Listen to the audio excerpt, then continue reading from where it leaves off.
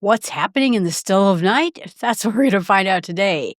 Hi, this is Jill from the North Woods talking about what's going outside in nature right outside our front door. You know, when the sun finally dips below the edge and the trees and the robins and the birds' songs fade, a quiet transformation happens across the landscape.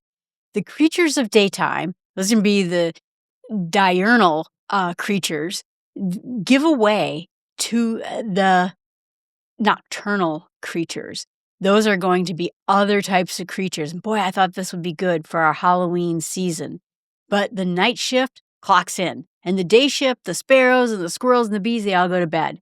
And if you step outside around twilight, you can almost feel this handoff as daylight fades into night. The songbird noises are traded for frogs. The butterflies, they go to moths. The chipmunks, they turn into raccoons. Well, they don't turn into raccoons, but the raccoons come out. And so we start venturing out into the dark. We meet a different kind of neighbor we didn't maybe know we had.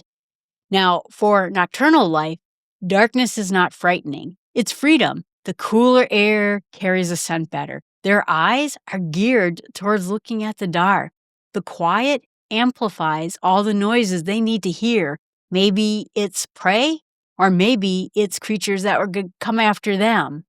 Animals that live by the night are there with their super senses, their big eyes that lets in a lot of light, their large ears that allow for directions, the whiskers and paws that can help them see by touch.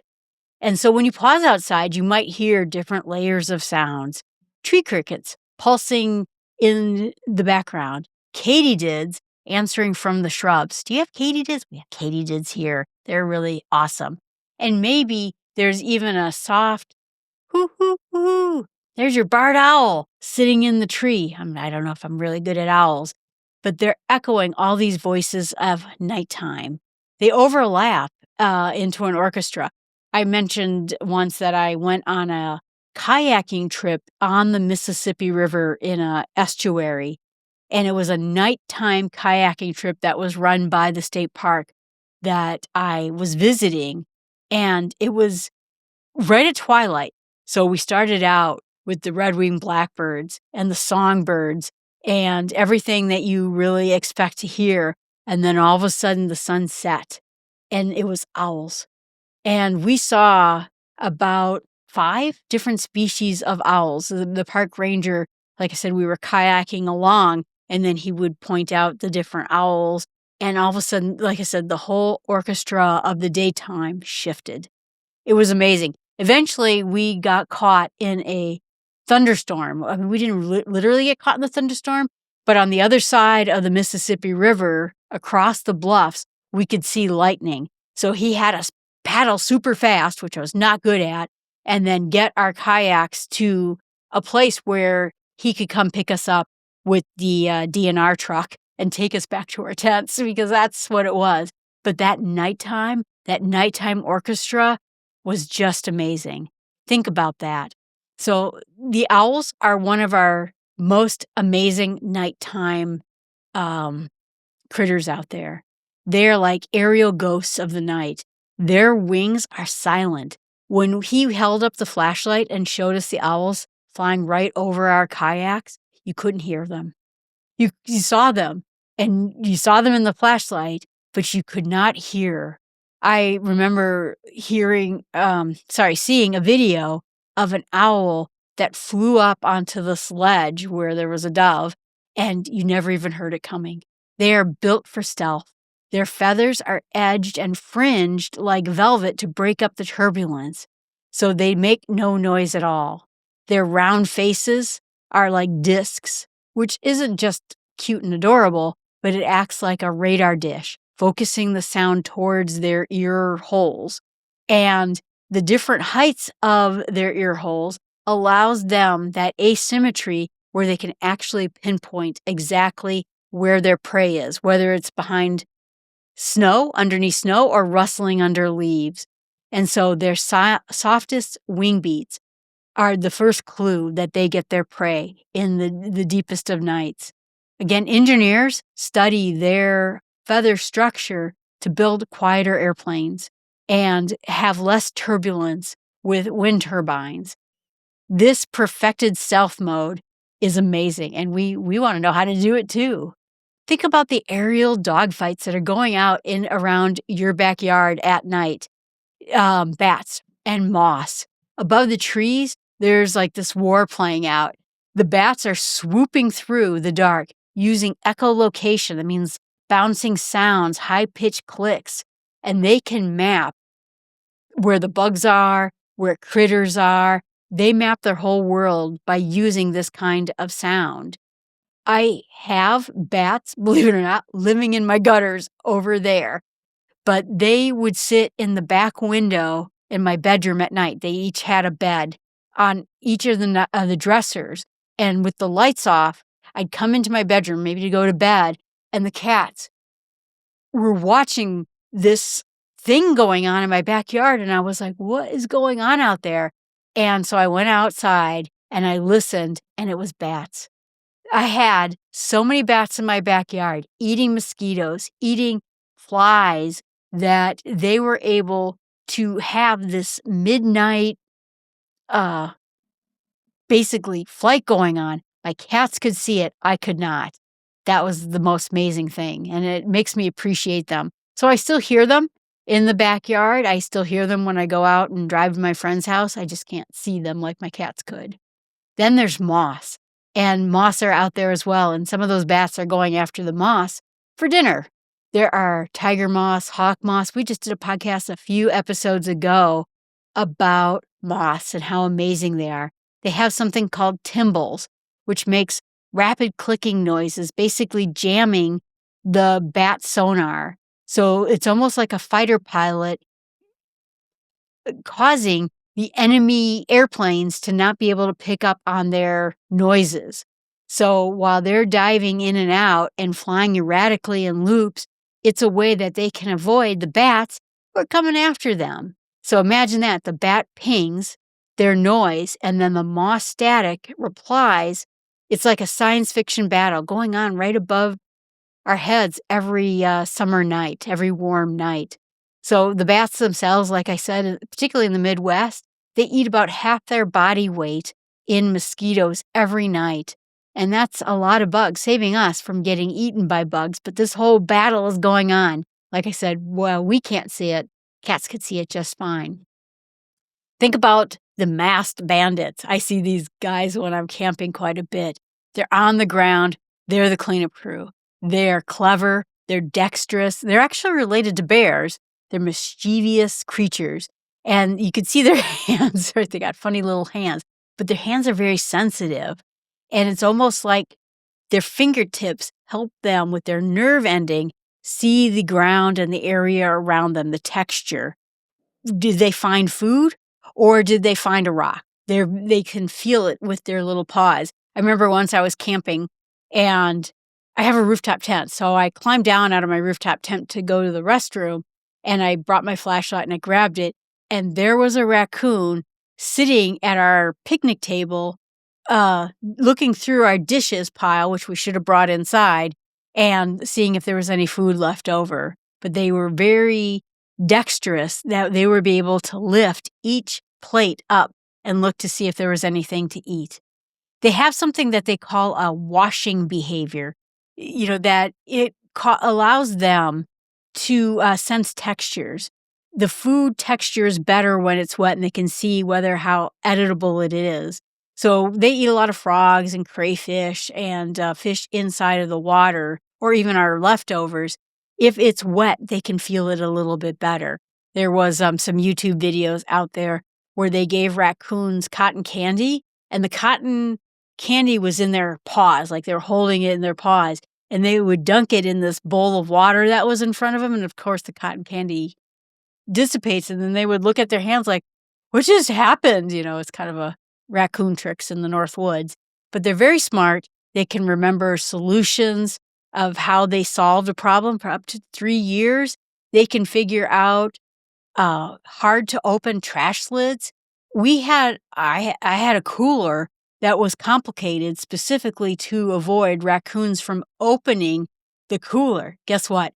figured it out, grabbed all the chocolate and the meat out of the cooler and ran off with it. So now I either put it under the picnic table, so the weight of the picnic table keeps the cooler down. Now I put it in my car because, again, if I'm camping in the North Woods, we also got bears, but you can get padlocks for it as well. But they're very smart. And so if you have a challenging design even to your cooler, they'll probably figure it out anyway. Their black masks cut out some of the glare, and it helps their eyes to see a little bit better so that it gives them better nighttime vision. But they're kind of one of my favorite things. They are very hungry all the time. Sometimes we even get in this neck of the wood coyotes, and you often don't see coyotes, but you know when they're nearby. They have very loud and raucous howls. It will oftentimes disturb neighborhoods. You can hear them in meadows. It can be a little bit eerie, particularly when you're camping, but they are the masters of adaptation. They used to be sort of a prairie creature, but they've learned to thrive in our cities and our suburbs. They look to hunt small rodents, rabbits. They look for fruit and maybe food that we left outside. Their voices serve as a social glue with their other fellow coyotes, marking territory, keeping families connected, and maybe, frightening off creatures that might threaten them. I was in Rocky Mountain National Park once, and at first I said, whose dogs are outside howling? And then I realized it was a whole pack of coyotes. I do frequently hear coyotes when I'm camping here in the North Woods as well. You can often tell whether it's a coyote versus a dog by the number of howls. One coyote can sound like 5 individual pups. And so the idea is that if you hear a whole mass, what it sounds like a mass of dogs out there, it's probably coyotes. And so that's why it's perfect for ghost story time around the campfire. Coyotes are funny. I have some in my backyard. I live in the middle of a city, which is just funny, but they can bounce. So sometimes they don't run sleekly like a fox does. Foxes are more in the daytime, but they have like a little bounce to them. And I thought, what was that? I sent my video to the Canid project we have in my town, and they said, oh, that's coyotes. They will bounce at time to time. And then the next critter we might see in the dark is a possum. The possums they just look like a critter from another era. They are North America's only marsupial, and they are survivors, from ancient times. They're kind of creepy reputation. People kind of get, I don't know, they don't like them. They're kind of creeped out by their little paws and their weird little whiskers. First of all, they're very gentle. They're incredibly shy, but they eat ticks by the thousand. They clean up carrion all around, and they don't really spread disease, or they rarely spread disease thanks to their lower body temperature. So they are all sorts of good and very little downside, even though they might look a little bit creepy. And when they have babies, I've seen this in my backyard camera, the babies all pile up on top of them. Maybe, I don't know, it was like 7 or 8 of them. And they're all just sort of hanging on while mom's trucking through the backyard.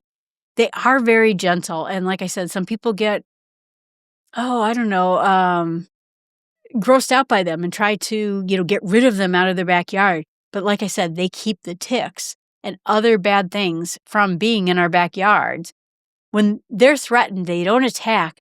They do something which we call play possum, which means they slip into like a faint, which can last minutes or hours. And in a world full of fighters, the possums survive by pretending to be dead. It's defensive theater. I saw videos, because of course there's always videos on the internet, where it had, this family had a scary Halloween ghost. And so anytime like a kid came up to the door to get candy, the ghost would go, like do something really scary. And so a possum walked up to see if it could find any scraps of candy by the front door. This electronic monster makes that cackling noise, and the possum went straight out cold because it was, it's a defense mechanism. Felt bad for the little guy anyway. The other types of things that we get at night would be frogs, toads, and the other types of chorus frogs that we might hear, spring peepers. They all, you may hear them during the day, particularly if you're getting up early in the morning, but they come out at night too. Spring peepers, chorus frogs, bullfrogs, they all raise their voices in nighttime. And the calls aren't random. They are each very specific to a species. They have a pitch to them. They have a certain rhythm to them. And they're even spaced so that they oftentimes don't overlap because they want to be heard. Frogs will call louder when passing cars are there because they are trying to get attention.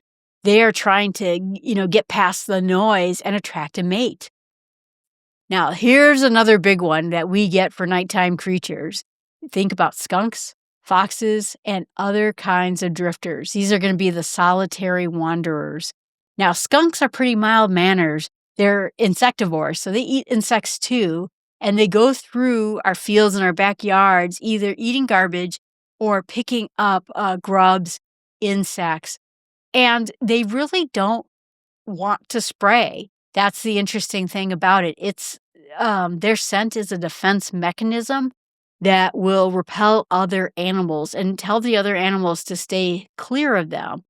They were talking about why so many skunks get hit by cars, and it's because most animals stay very clear of them. And if they spray, the animals will definitely stay clear of them, and they don't know what a car is. And so when they hear a big rumbling car coming down the road, their reaction is not to run, but is to spray. And then they get maybe smushed in the road. The funny thing is I just went over to Em's house just a few hours ago to help her out with a technical thing. And when I walked out her front door, I texted her and said, and her husband, just so you know, there's a skunk out here somewhere. I can smell it. So they are very adapted to city environments and suburban environments. But like I said, they try not to spray. They are a very gentle kind of critter, but they will if they have to. And then we have red foxes. I have red foxes in my neck of the woods. They hunt. They're very graceful. They're almost like cat-like grace. They pounce on their prey. A lot of times voles and mice under street lights, and they are very swift to move. They are very fast to get their critters. So you can really tell, like if you have a Ring camera or another kind of camera in your backyard, you can tell the difference between a fox and a coyote. The coyote's kind of lumbering, like I said, sort of bounces around. The fox is like a dart. And so they dart in and out. I also have seen this. I've had deer in my backyard. Oftentimes, you will see them browsing in the edges of lawns towards the backs of trees, maybe in flower beds at night. And maybe the only thing that you're going to see are the mirrors in their eyes reflecting light. I have seen this camping many times where all of a sudden, my friend and I are camping and we're talking and chit-chatting and then all of a sudden we hear crunch, crunch, crunch, crunch, crunch. And we're like, what is that? And we look over and we see these two eyeballs looking at us. And then I say, well, that's awfully tall. And you put a flashlight back there. Sure enough, it's a deer or, looking at us. And obviously they're very gentle. They're not going to harm anything, but they do like to go munching vegetation at night. We also have to keep an eye out for them because sometimes we may see their eyeballs while we're driving. The next thing that we might see when we're looking out at our nocturnal creatures out there is that we will see pollinators. Like I talked about moths before, but there are beetles and there are other types of bugs that will go for these night bloomers. We did a video, it was one of my first videos out here about nighttime blooming flowers. Moonflowers, primroses, yuccas, they have a sweet perfume and they come out after dark. They are there and specifically trying to attract not bees, not wasps, but the moths and the night bugs that are out there, the beetles. They are trying to also attract, in some cases, the bats who are also acting as pollinators. Particularly, this is a desert thing. The saguaro cactus, you might see bats using their long tongues to pull out nectar, but also spread some of the pollination around so that these cactuses can continue to grow and be in our environment. But having nighttime flowers means having nighttime pollinators as well. So you might take a look and try planting a small moon garden, moonflowers, other types of flowers that open up at night. That would be kind of fun to do. One of the things that when it comes to the nighttime is that we are losing our night. But I lived in a place that had true dark, where you went out at night and you could see every star. It was pitch black, so you had to walk with some sort of a flashlight or you would trip over something. But because we have so much light pollution, particularly in our cities, but even in our small cities, our small towns, along roadways, it washes out the starlight. And so that kind of light pollution can confuse migrating birds. It lures moths to fly around these lights, these external lights, even maybe like our deck lights or our door lights, to exhaustion because they never get a rest. And that artificial glow from our homes can disrupt too fireflies, frogs. And so sometimes they will have like lights out nights where you're supposed to turn off all the lights outside your house for a few hours so that it gives nature a chance to have darker nights, cleaner skies, and maybe helps them reconnect to their senses to what they're used to seeing, which is pitch black. We're the ones that use the light because we're trying to protect our homes, which I get. I do too. We're trying to protect our cars that might be parked out in our driveway or protect people from tripping when they walk up our driveway. So, and the idea is we're trying to keep our homes and our property and ourselves safe. But for the wilderness, it's not helping them very much. So there are things that you can do, still have your lights, but you can dim the lights. You can also, there are like nature-friendly bulbs that are less, disruptive to the pollinators, the birds, and the other bugs at night. You can turn off your lights and maybe have I have motion detection on both on my back door and my front door. And when there's no motion that is big like a human, then the lights are off. Putting them on a timer or using what they call to be a warm amber light. And that's going to be under 3000 K color temperature.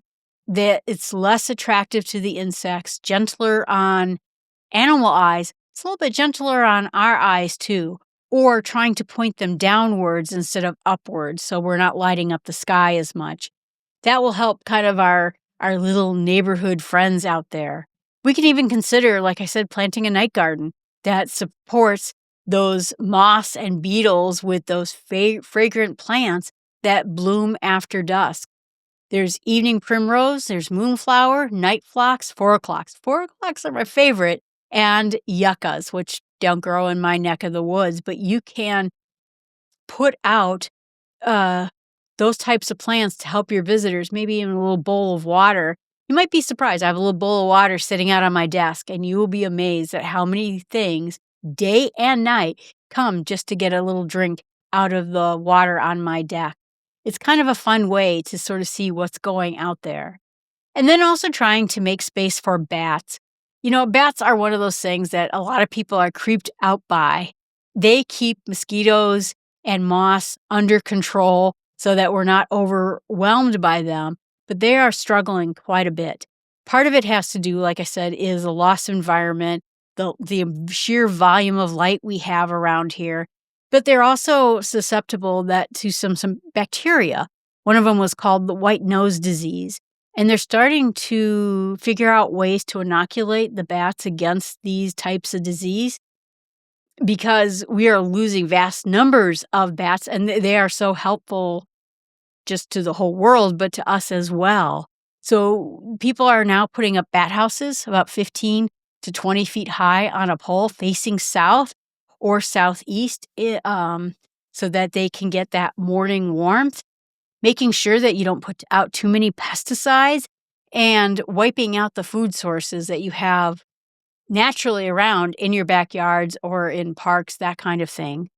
Leaving old trees and dead snags still standing if it's safe to do so, so they have a place to naturally roost. So there are other ways of keeping them, in good position too, like so we're not doing as much harm to them. The raccoons, the possums, the skunks, the foxes also like to have thickets, brush piles, woodlots.